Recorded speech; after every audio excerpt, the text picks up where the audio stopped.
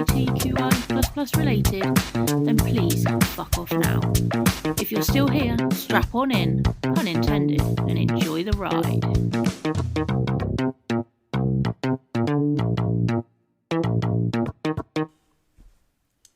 Oh, hello, Sam. Well, good evening, Ellie. How the devil are you? I mean, it's been a long time since we've done this. I'd almost forgotten about it. I know. Yeah, we've been a little bit busy. Had our hands full. Some of us had our vaginas full. Oh my god. And so we're back. Yeah, so we had a baby 18 months ago now. I know. You didn't have one. You didn't have it come out of you. No, I did the outsourcing. It's all about outsourcing. I'm not dealing with that kind of level of pain and stress and uncomfortableness for... I've almost erased it from my memory, but I'm sure you're about to ask me a bunch of questions about it, aren't you? Oh God, I don't know. I haven't thought of any questions to ask you about it. No, I mean, you were there the whole time. I know. Apart from when, apparently, after 9 o'clock, COVID appeared, so you had to leave the ward. Yeah, that was interesting times. I was allowed there all day, doing the whole mopping of the brow and the... Mopping of the brow? Pipe down. But you did actually cash in on that because I did bring you McDonald's breakfast every morning, didn't I? Yeah, Other breakfast items are available. I think obviously. after the length of labour and how ill I was, a McDonald's breakfast is the least you could do. Okay. Yeah. There is that. So, how did you find the birth? Well, when I say the birth, there's about, I don't know, how many days of our lives we just spent waiting? Well, we went in Sunday morning, and then he wasn't born until Tuesday afternoon.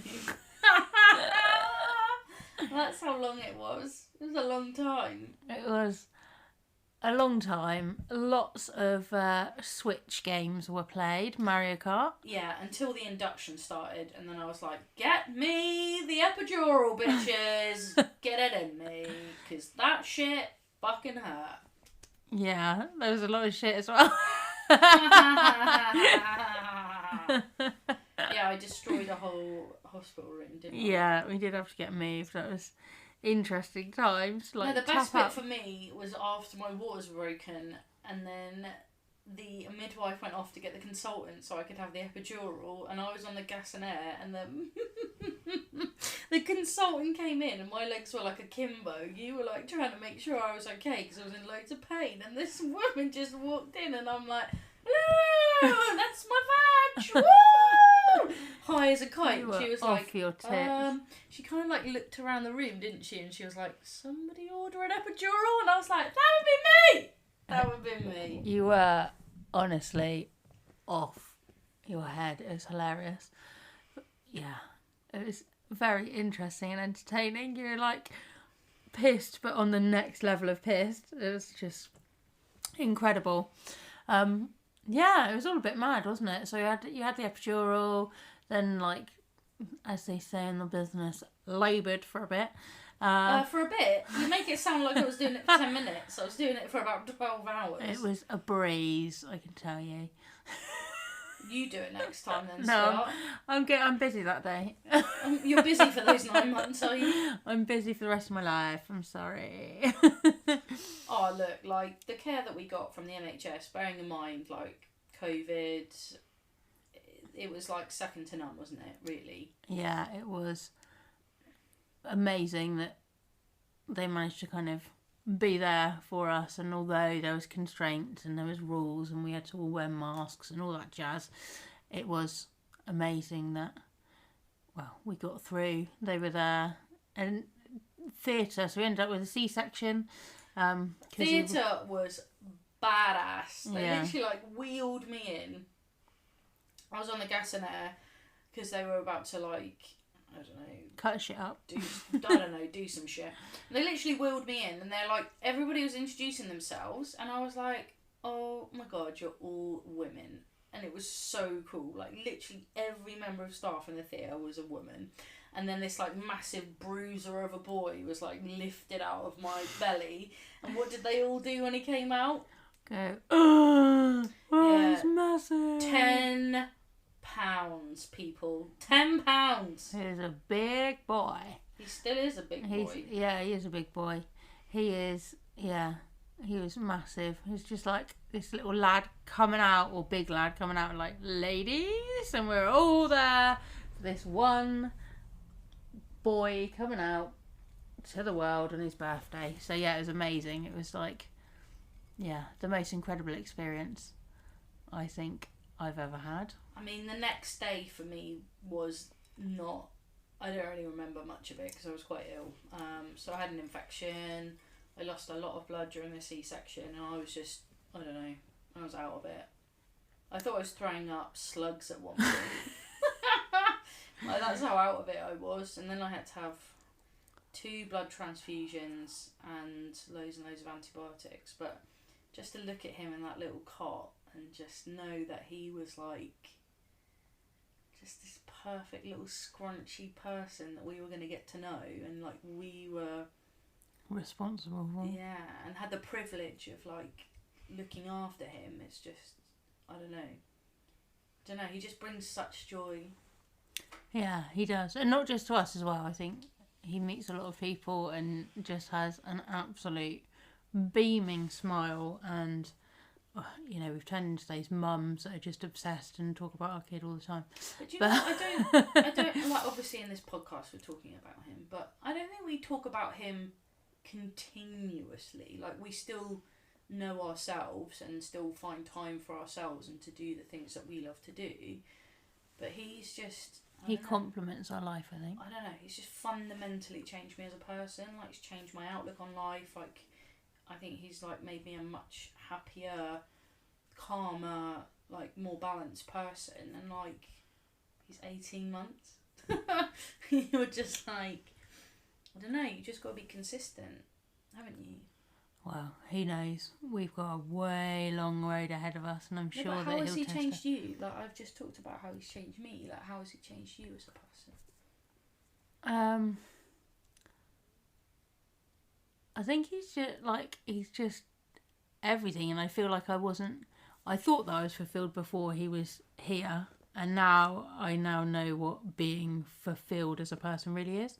And I think that he just, I don't know, he brings about the kind of lioness within me, like you want to protect your baby, and just proud, and just, I suppose, feelings and emotions that I didn't really have a sense of before. And I probably thought I did, and I thought I knew how happy and content and everything I was before him, but now it's like next level, like something, yeah, it changes your perspective on life. So we've obviously, not necessarily to some of you, because you won't even have a bloody clue who we are, but we've also moved house since having him, and I think that changed my outlook and kind of, I suppose, some of the aspects that I'd been through in my life to kind of let Sam in more in terms of us actually investing and getting a house together. Which was so weird. Like, you were fully on board with having a child, which is a lifelong commitment, but wouldn't, I don't know, I found it really interesting, and obviously that's to do with your kind of past experiences and stuff, but I think it took for him to come for you to kind of be like, oh, okay, she's not going anywhere, like, she's here now, like, oh, okay, we'll buy a house now. Like, yeah, that's how I kind of saw it. It was very like that. It was kind of, I suppose, seeing him and seeing the love that we both have for him and the love that we have for each other, it kind of reaffirmed what. You're so soppy. You never talk like this, and you're doing it on a podcast. I can't say it to your actual face. I can say it through a microphone. Whilst looking at my face. I don't know. Whatevs. Innit? No, yeah, I think it does. I think having that, I don't know, I just want to better his life, and if that means that we sacrifice certain aspects of our lifestyle or sleep. Yeah, a lot of sleep. Yeah, there is that. But I think sacrificing, you know, some of the crazy thing like holidays and stuff that we've done over the years. Hang on a second. We just 2 weeks ago we went to Gran Canaria. How many nights did you go out, sweetheart? 3. There's only 3. Oh, and Normally 7. How many shots did you have? Several. Oh, how many shots did I have? 2. Oh, you did well, Sarah. Oh, God, don't start that, sweetheart. Oh yeah, we went on holiday after somebody gave me COVID. Yeah. I She won't am let a me live it teacher. down. I work in London. I have been wearing a mask since September and avoiding COVID. Ellie goes to one party, one super spreader party, and what happens? Yeah. Get COVID. It was a super spreader event of the south, I think. Yeah, it was pretty impressive considering we managed to go to Steps where there was how many thousands of people, however many they were allowed. Well, it's literally rammed, so whatever the capacity is of the O2, which was for me incredible, for you overwhelming because it's the first time you've been around that. Well, it was the first time for me for 2 years, but I just love people, so I was in my element.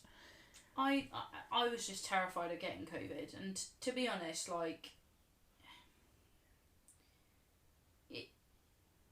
it was I had it pretty bad. Bearing in mind I've had 3 jabs. Yeah. Like, I wasn't hospitalised, but I still even now don't feel 100% right. And I was terrified of getting it. Yeah.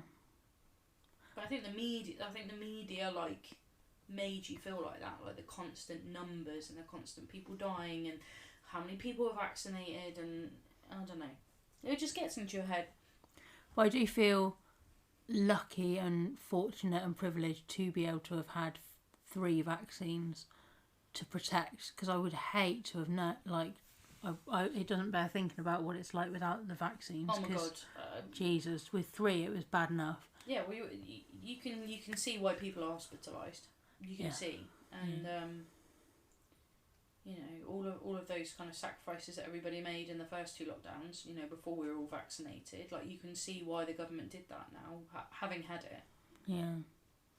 Yeah, I feel very lucky that we had it when we did and after the jabs, and luckily, just 2 days before we were due to go on holiday, we were out of quarantine and allowed out in the real world, so we could get our sun lotion and bits and pieces, get our hairs cut. And luckily, our son didn't get it.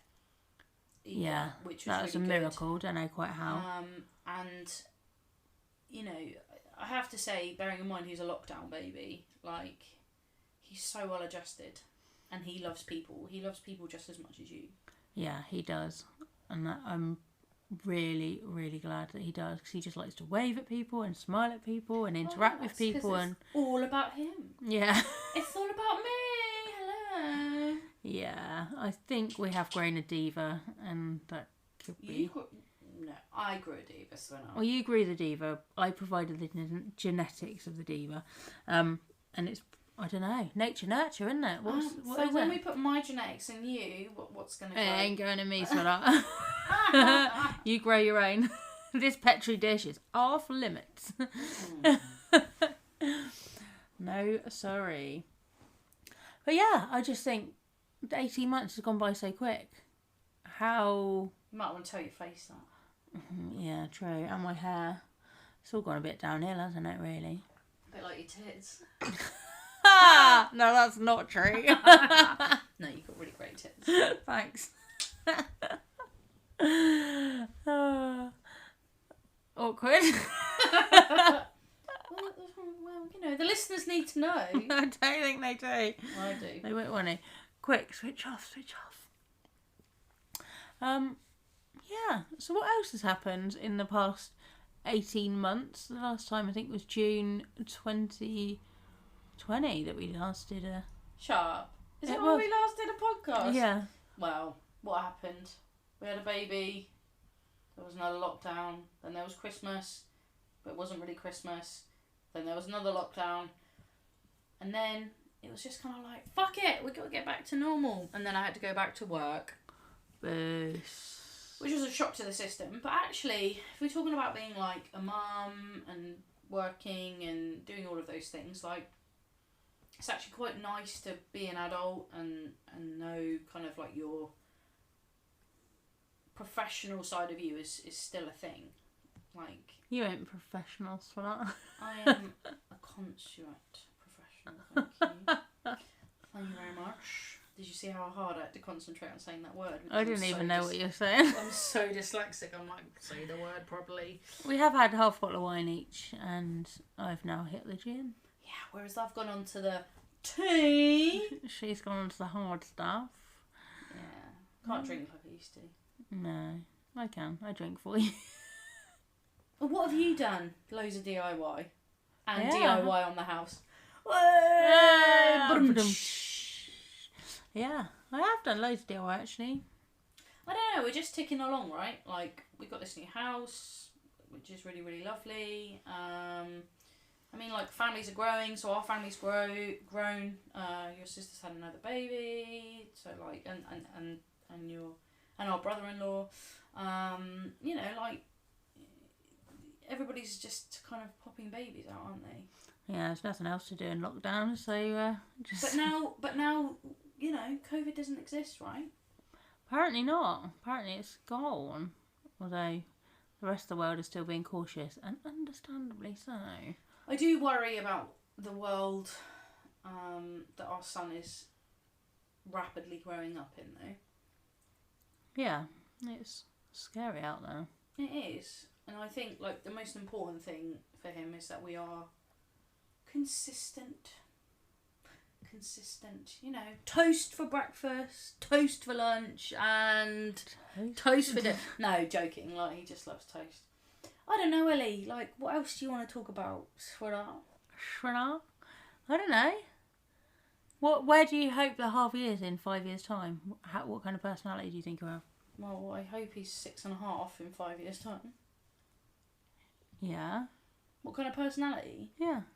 I hope he is polite. I think manners are really, really important. I hope he's happy within himself. If he chooses to, you know, if he identifies as a boy. I hope he's kind. I hope he never feels like he can't achieve something.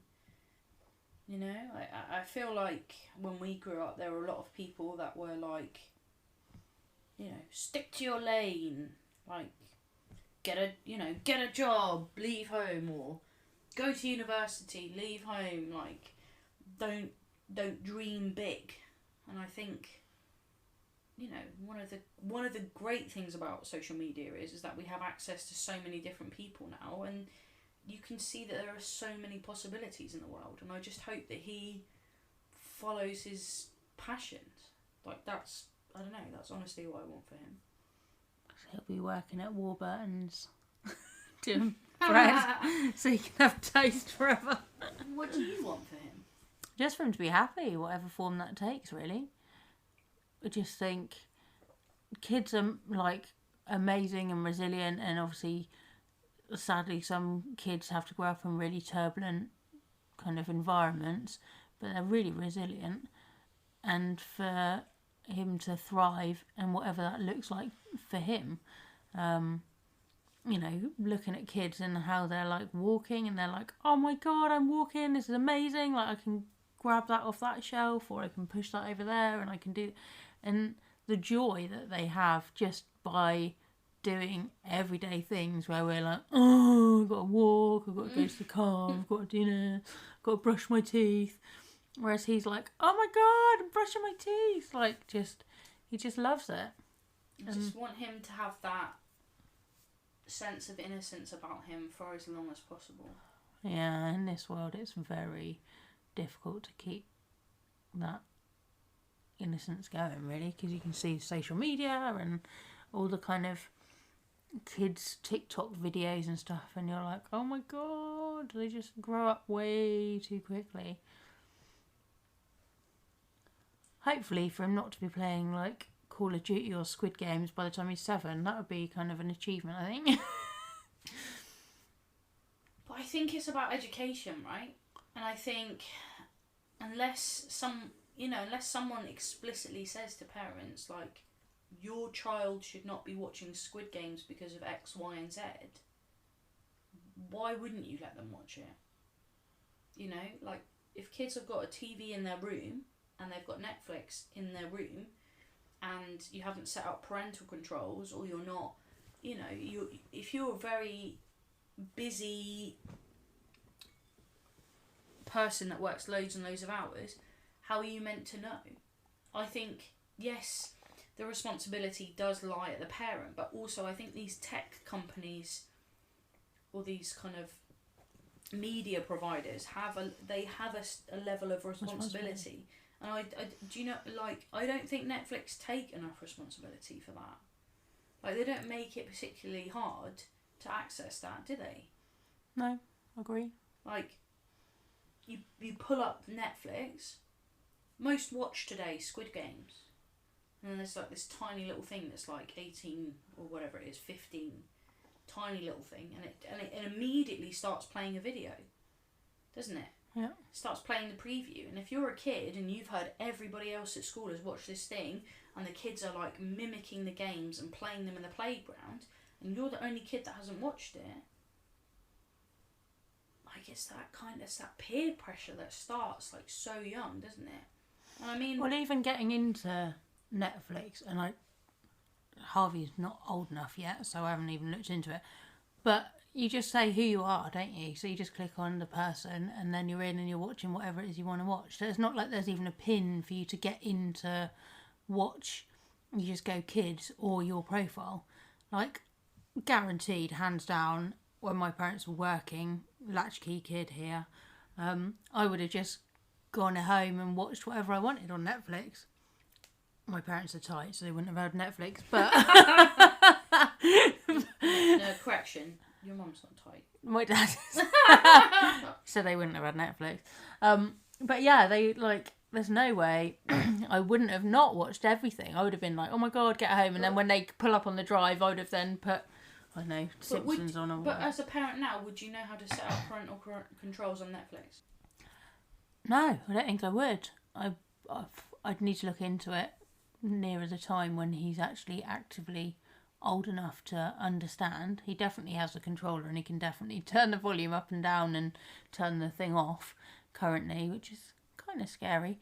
But I don't think it's intentional at the moment. But, you know, it won't be long when he's 3, 4, 5 that he'll be actively going to put his favourite show on.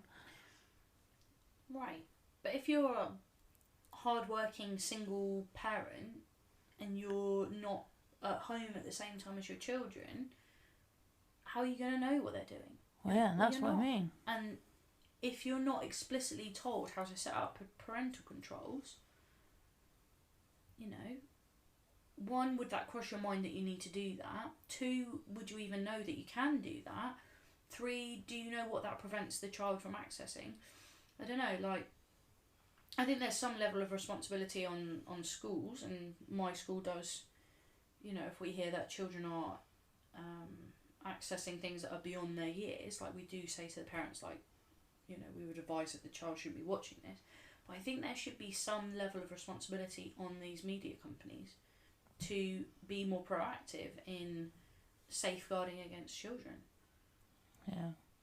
It is scary, the things that they watch. But equally, when I was a kid, back in the old VHS days, when you go to Blockbusters or your local Spar shop or whatever and you could rent VHS, I used to, at like 12 or whatever, have 15s, 18s rented. Yeah, that's because you're a 6 foot tall butch lesbian. No, nobody's going to be like, whoa, don't give her that. I wasn't a 6 foot tall lesbian back when I was you were a lesbian. 12. Yeah, but not out. How tall were you then? 5'11"?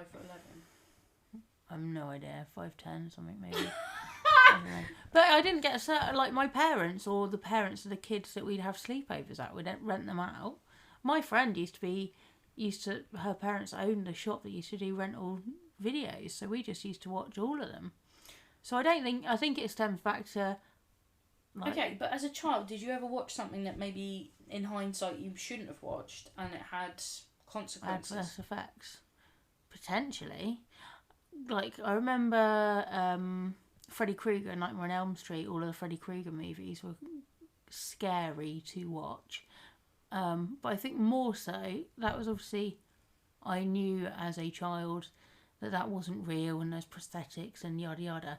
I think the things that scared me more were things that could have happened, as in like the Scream movies with the mask, and you think, well, actually people actively go around stabbing people. Sam's not laughing at me. But that genuinely, as a kid, that was genuinely... I'm just thinking about someone that we used to say looked like the Scream mask. But it wasn't the Scream mask, it was the artist with the screaming person. Do you remember? Yes, I do remember. Sorry. That's as an aside. Tedious. So you were scared of things that could happen, like murders and those kind of Yeah, things? things that actually do happen and are reported in the media. Because obviously you'd watch the news at 6 o'clock or whatever when your parents were on, so you'd see certain things that would happen, and then you kind of, I suppose as a kid, make a link to a VHS that you'd watched and gone, Whereas my dad let me watch The X-Files when I was younger. Oh yeah, I used to watch that. Crush on Gillian Anderson from a very young age. That's ding, not ding, changed.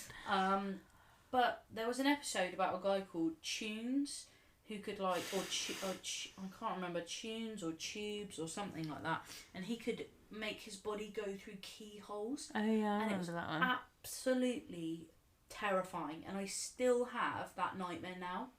Wow, you never told me that. Yeah, I still have that nightmare. I must have been. Was the programme through a keyhole like really terrifying? Yeah, it was really triggering for me. But I still have that nightmare now about someone coming through a keyhole and getting me. And that stems from my dad, innocently probably, thinking, oh, maybe she's old enough. I think I was like 10 or 11 or something. Letting me watch it and then it having, even now at 34. Well, not catastrophic, but still now at 34 I have that reoccurring nightmare. Yeah, that's weird. Yeah, so I don't have that. And I think looking at the kind of things that are in movies and I suppose series now, things like Squid Game, it's much more graphic. It seems much more realistic. Obviously the prosthetics and things have come on a long way, the CGI's come a long way, so it makes it so real when you're seeing a lot of the stuff that's available now. But for me it's not even about the prosthetics or the kind of CGI or any of those things. It's about the, I don't know how to word this, but I'm just going to go with the crude way of saying it, but like the most fucked up things that people think of. Like, spoiler alert for Squid Games if you haven't seen it. Who the fuck decides, okay, we're going to put a bridge with glass, see-through glass, and you either stand on it and you stay there, or not, you fall through it and land and fucking die. Like, to me, that is the worst of humanity. Like, having that thought of creating a game to kill people in that way, or the one with the doll where they shoot people when they're playing, like, Grandmother's Footsteps. It's so sinister and so dark, and like, what kind of like fucked up person are you to come up with those kind of things? Yeah, if they weren't in filmmaking, they'd be a fucking brutal serial killer, wouldn't they? Yeah, at least like with Saw. That's brutal. Yeah, that's brutal and fucked up as well. But I think in the initial films of Saw, it was about teaching people a lesson, and if they followed the lesson, then they could survive. And they were supposed to take a lesson away from that. Are you saying it's like the Bible? Spoiler alert, that doesn't end well either. But like in Squid Games, to me it's all about luck. It's literally luck. It's not about like you can redeem yourself or you can pay back your debt or you can... It's either you die or you're the one person out of however many there was starting that is lucky enough to survive, and then you just carry all this fucking trauma around with you. Like, that's not fucked up human redemption, which is like Saw. That's just fucked up. Yeah, it is. No wonder our kids are suffering from like higher levels of anxiety and depression and feel like they've got, you know, lacking in prospects in the world when that's what they're consuming at such a young age. Yeah, and suicide rates are obviously very high as well, aren't they? Certainly in men and boys. Yeah. It's really sad. Yeah. And I think, like, yes, ultimately that responsibility lies with parents. But when you're in a situation when your child is the only one that's not watched something, or the only one that doesn't have Fortnite or Call of Duty or whatever it is, like, and you're trying to justify that to your child, like, that's really hard. And I really do feel like these companies need to put people's well-being above profit, but like that's never going to happen, is it? No, because they make like gambling. Like it's just never gonna happen, is it? No, it's not. It's weird because we're the first generation that's kind of had a lot of everything. Because at school, social media wasn't really a thing. We had MSN, we had mobile phones that would cost 50p a message. I mean, as a kid, you ain't going to be able to be sending many messages on a phone. Oh my god, I'd rinse all my credit on the first of the month. I'd literally get like £10, £15 top up and I'd rinse it on the first day. And then I'd be like doing, I don't know, I'd like save like 50p and drop call my mum and dad every single time for them to call me back. And they'd be like, argh! But yeah, so we had no social media. We managed, fuck knows how, got through school. The bullying like stopped at the school. There was no like outside of school bullying really. Like, I suppose we're in inverted commas lucky. And then social media hit, so we obviously are consumers and involved with social media. We consume it on a daily, we understand it. But the kids now are literally surrounded by social media, you know, even when they're in school. Obviously your school's very different because you do have a zero tolerance policy, but you see I'm under no illusions. Like, the kids do have their phones in their blazers. That's the only safe place to keep them. They go to the toilet and use their phones. They do. Yeah, we all do. We all go for a little sneaky wee, scroll through Facebook. Yeah. Well, and their parents message them.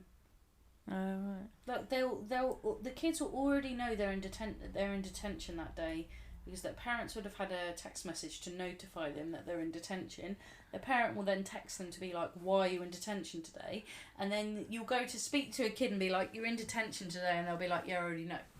And you're like, how? And then you're like, oh. Yeah. But yeah, I hear what you're saying. Like, we were, in inverted commas, protected from all of that because it didn't exist. Yeah, but weirdly, like, I know a lot of friends who were groomed back in the day via MSN because our parents were absolutely freaking clueless about what the internet was, the fact that there's predators out there, the fact that people could actually get involved, you know, But so were we. Yeah, as kids, yeah, totally. Yeah, we were totally clueless not, as well. Not a clue that all that was going on. But you just think, Jesus, like, if we managed to survive and not get groomed, it's a fucking miracle because it was rife. And with no parental controls, no internet providers even knew what that was. They didn't even exist, I don't think. But if you think about the early versions of the internet, like on MSN Messenger, yeah, you could send like, I don't know, silly little emojis that you made out of like punctuation and stuff, but you couldn't send like you couldn't send picture files to each other. Or, massive what? like massive documents. Like, you couldn't send a video. Think about WhatsApp now. Like, you can send like minutes and minutes and minutes of videos within seconds. Yeah. Whereas before, you know, like when you used to use like Napstar and whatever else, LimeWire and stuff, like, and you download a whole album, you'd be like, you take about 3 weeks. I'm gonna leave the computer on overnight, and they'd be like, no, and you'd be like, no, don't turn it off because I'm halfway to, and then it would all be lost, and you'd be like, oh no. But you know, like, yes, there was grooming, but it was very much like if you turned your computer off, that was the end of stopped. it. Yeah. You know, whereas now, the groomers are literally in their hands, aren't they? They're on TikTok, and they're on Snapchat, and they're on Insta, and they're on Twitter, and well, the kids don't really use Facebook because it's for old people like but, us. you know, they're on Facebook. They're on all of these, and there's a new platform now where you can make, like, I don't know, the kids were trying to talk to me about it today. Where you can make, like, sound bites into, like, emojis or something. I don't know, craziness. Like, I don't know, it changes at the blink of an eye, and you're trying to keep up with it as a parent, and it's just like... And it's all the kind of, and Jesus, by the time Harvey's got a mobile, God knows what's going to be out and what we're going to have to be in control of. But it's really important to understand what the parental controls are and what apps are dangerous and what they are. Yeah, and otherwise you'll be going on iTunes or whatever it is and like buying loads of add-ons to loads of games and like racking up thousands of pounds. Or listening to our podcast. I mean, that would be mortifying. I don't know whether it's more for him or for us. I don't know. He'd be like, God, it's so embarrassing. Oh man, that's the whole reason you have kids, right? To embarrass them. Well, I'm in. That's all I've done it for. That, and he can pay for our home when we're old. It's funny. Well, it was nice to be back. Yeah, and I feel like I need another gin, so I might have to go and get that. Ooh. Yeah. On. It is a Friday night after all. I know, yeah. Well, we're going to try and do this most Friday nights now. Oh, are we? This is new news. Well, I think we should. I think we should. I think we've got a lot of issues in the world to tackle. Oh, Jesus. This is Sam's therapy. No, thank you. No, thank you, please. No, thank you, please. Now, what time is it? Oh, God, it's 9:30. We should go to bed. Oh, We've shut got a up. 1-year-old. So you going to get up with him when he wakes up? If it's after 10, yeah. Right, it's been a mosh. Yeah, catch you on the flip side, whenever that may be. And apparently on that Friday bombshell. night. Yeah. Latest, my lovers.